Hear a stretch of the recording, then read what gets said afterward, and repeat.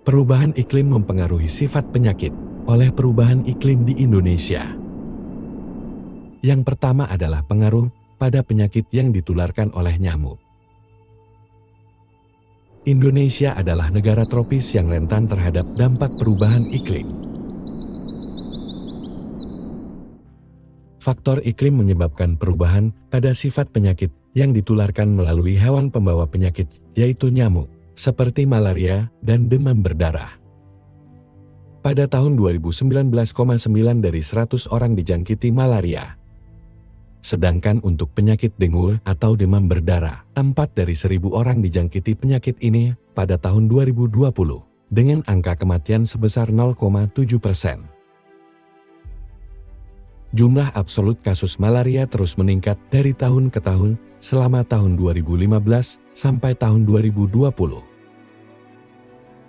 Terjangkitnya penduduk oleh malaria relatif konstan, kecuali pada tahun 2017.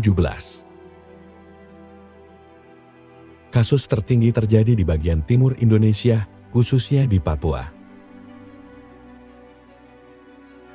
Situasi ini menunjukkan bahwa penularan malaria tetap tinggi di daerah itu.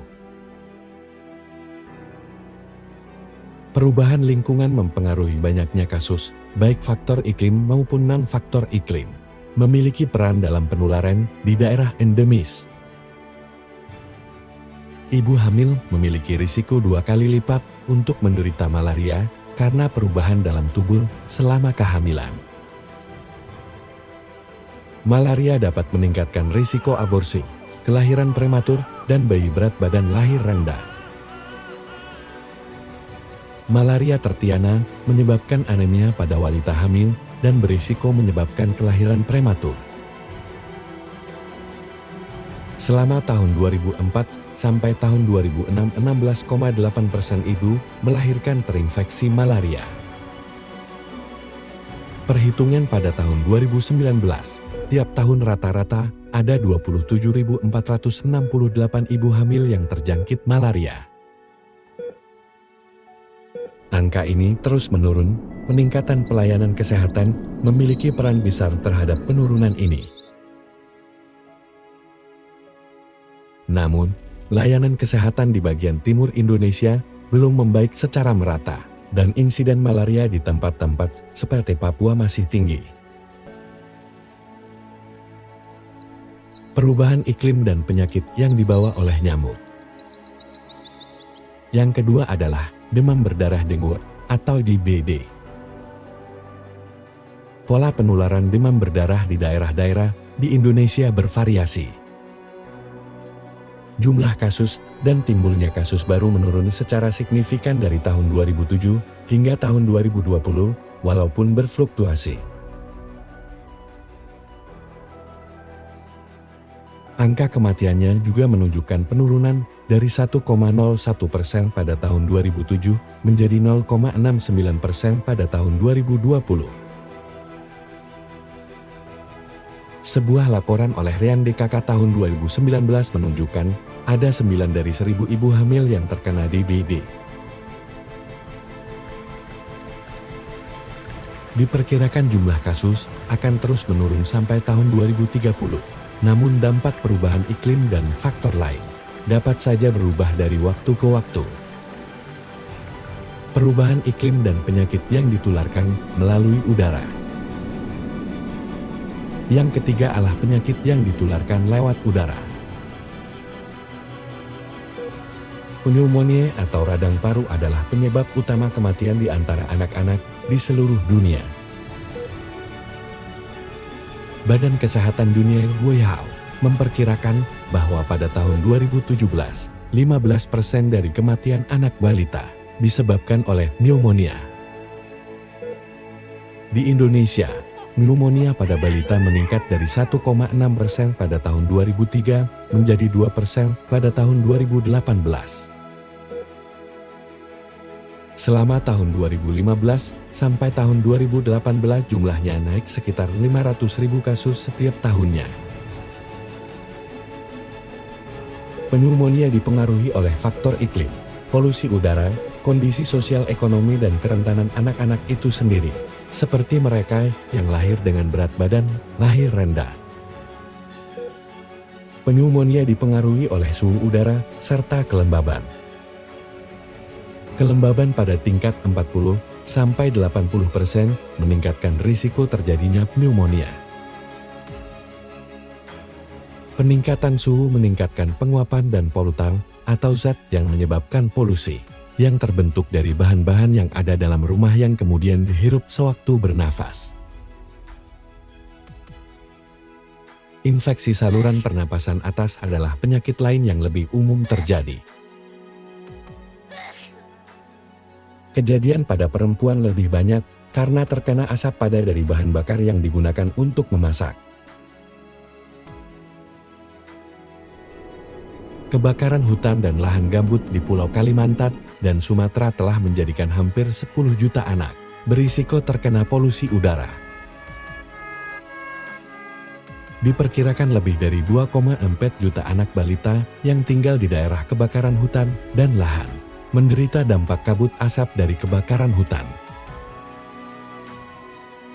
Polusi udara mempengaruhi kesehatan bayi bahkan sebelum mereka lahir. Banyak penelitian menunjukkan bahwa bayi yang lahir dari ibu yang terkena polusi tingkat tinggi selama kehamilan lebih mungkin mengalami penurunan pertumbuhan saat dalam rahim, berat badan lahir rendah, dan dilahirkan prematur.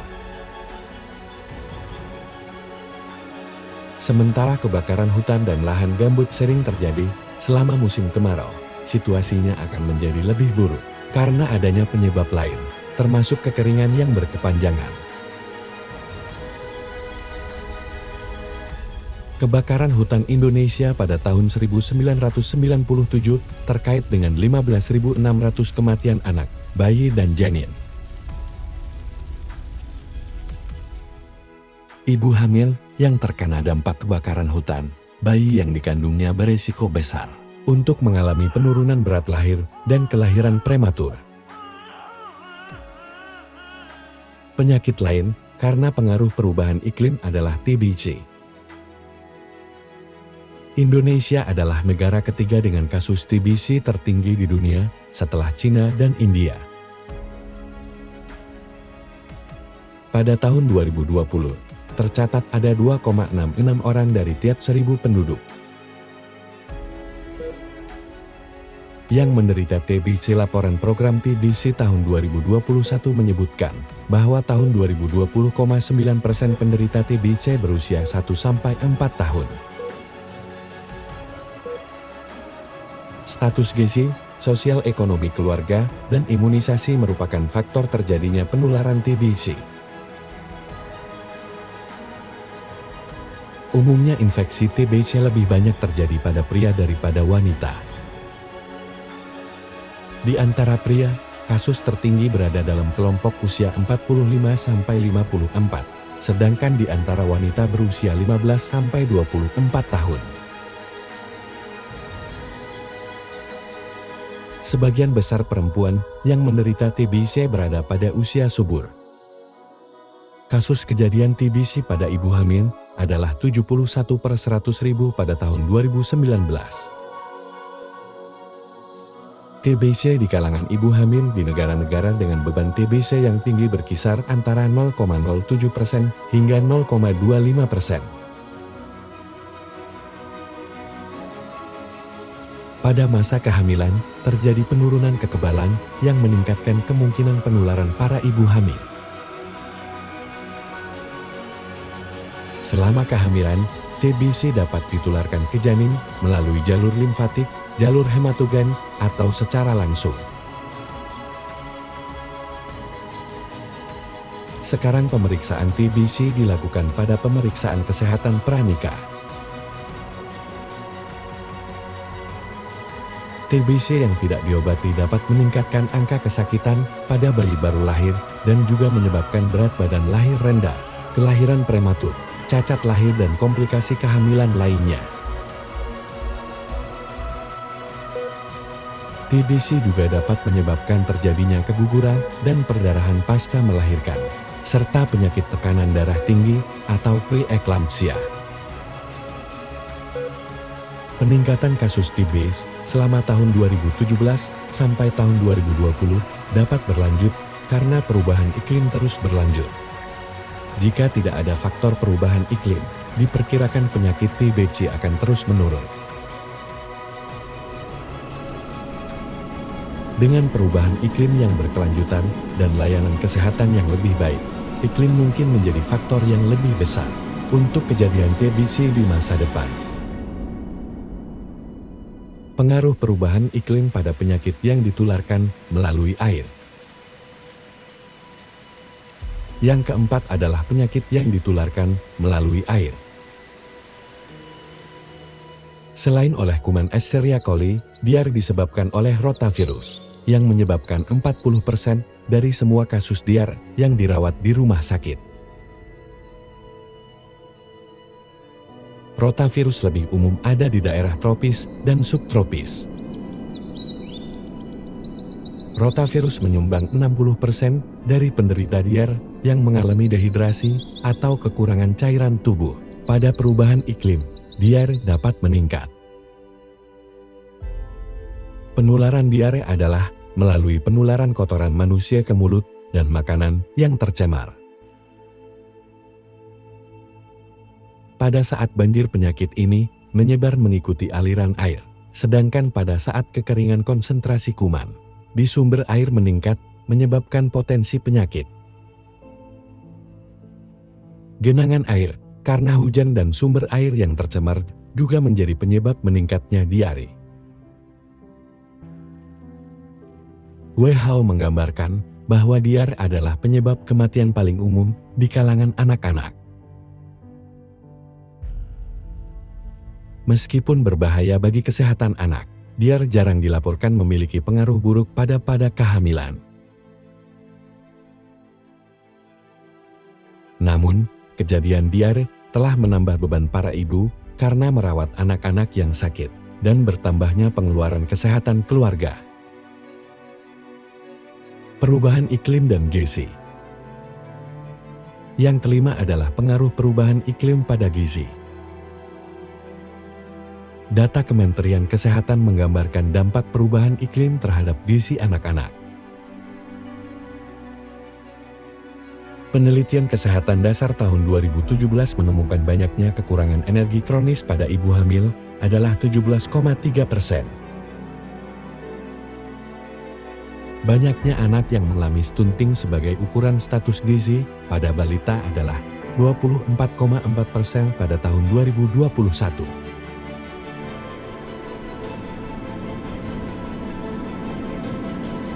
Iklim yang tidak menentu telah menyebabkan gagal panen yang menyebabkan berkurangnya produksi dan konsumsi pangan, termasuk pada anak-anak. Daerah dengan suhu rata-rata di atas 26 derajat Celcius, daerah dengan kelembaban tinggi, dan daerah dengan curah hujan rendah cenderung memiliki angka gizi kurang yang lebih tinggi pada anak-anak. Perubahan iklim dapat meningkatkan kekurangan gizi ibu secara langsung. Musim yang tidak menentu dan perubahan suhu lingkungan mempengaruhi produksi makanan dan mempengaruhi ketahanan pangan. Penduduk yang hidup dari pertanian menghadapi tantangan yang lebih berat untuk menjaga ketahanan pangan mereka. Dampak ini semakin sulit di daerah-daerah yang memang sudah mengalami kekurangan gizi yang kronis. Gagal panen juga telah menurunkan pendapatan yang menyebabkan ketidakmampuan keluarga menyediakan makanan yang cukup dan bergizi.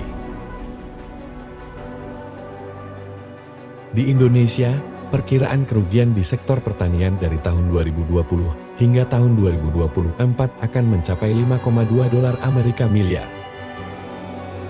Ini adalah dampak signifikan bagi sektor pertanian yang dapat mempengaruhi sejumlah besar penduduk. Kurangnya pasokan dan kualitas makanan akan berpengaruh pada kesehatan ibu hamil dan kehamilannya. Penurunan konsumsi makanan dan kualitasnya yang lebih rendah akan mengganggu kehamilan, kualitas menyusui dan perkembangan anak. Jelas bahwa perubahan iklim mempengaruhi tumbuh kembang generasi baru. Pemantauan dampak perubahan iklim terhadap kesehatan ibu menjadi sangat penting sebagai ukuran pencapaian adaptasi perubahan iklim.